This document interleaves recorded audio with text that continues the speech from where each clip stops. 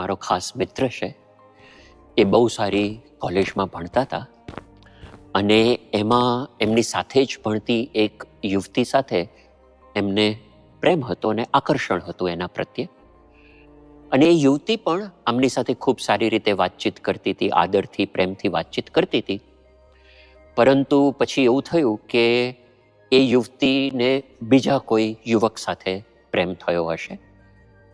એટલે આપણા જે સત્સંગી યુવક હતા, જે મારા મિત્ર છે, એમને થોડું ઘણું દુઃખ થયું અને એમણે પછી મહંત સ્વામી મહારાજને એ વખતે પત્ર લખ્યો. મહંત સ્વામી મહારાજે એમને 20 પાનાનો પત્ર લખ્યો અને એ પત્રમાં સ્વામી લખે છે, રૂપ યૌવન કેટલું ટકવાનું, લોંગ ટર્મનો વિચાર કરો.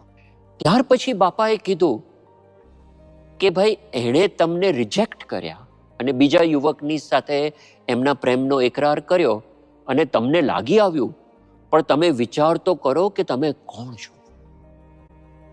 આખું એ યુવકનું આત્મગૌરવ, આત્મસન્માન બાપાએ વધાર્યું. સ્વામી કે તમે એની ગુલામગીરી શા માટે કરો છો કે એણે મને રિજેક્ટ કર્યો? પણ સ્વામી કહે છે, ભાઈ, પોતાનું ગૌરવ રાખવું. તમે પણ રોયલ છો.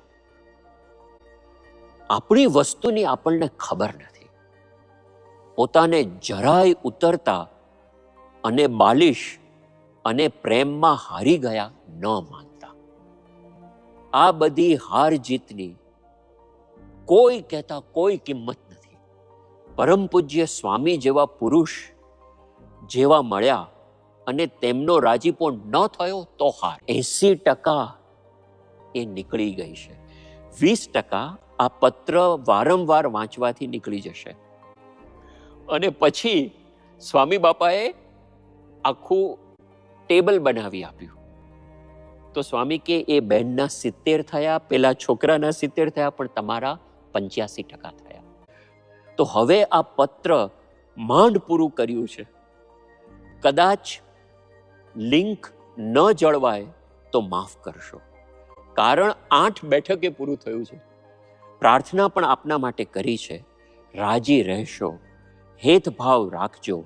વધુ લખાઈ ગયું હોય તો દર ગુજર કરશો. પાછી બાપાએ માફી પણ માગી. પછી આ પત્ર મળ્યા પછી એ યુવકને એટલી હિંમત આવી ગઈ, પેલા બહેનના વિચારો સંપૂર્ણપણે નીકળી ગયા અને પાછા અભ્યાસમાં એકદમ સારી રીતે બંડી પડ્યા. અત્યારે સારામાં સારો અભ્યાસ કરી ખૂબ સારી આખી એ પોઝિશન ઉપર છે